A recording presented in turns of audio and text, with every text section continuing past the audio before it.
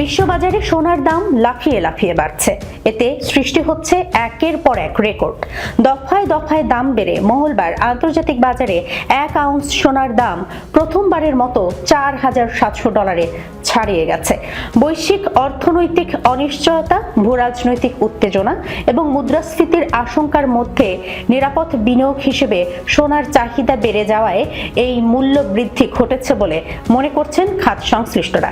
তাদের মতে যুক্তরাষ্ট্র ও ইউরোপের অর্থনীতিতে ধীরগতির আশঙ্কা, বিভিন্ন অঞ্চলে চলমান সংঘাত এবং ডলারের ওঠানামা সোনার বাজারে সরাসরি প্রভাব ফেলছে।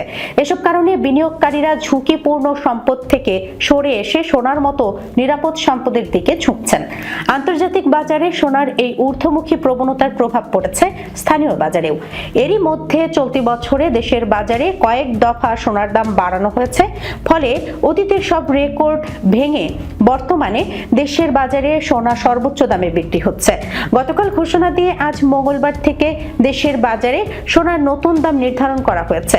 বাংলাদেশ জুয়েলার্স অ্যাসোসিয়েশন সিদ্ধান্ত অনুযায়ী সবচেয়ে ভালো মানের সোনার নতুন দাম নির্ধারণ করা হয়েছে 2,38,879 টাকা।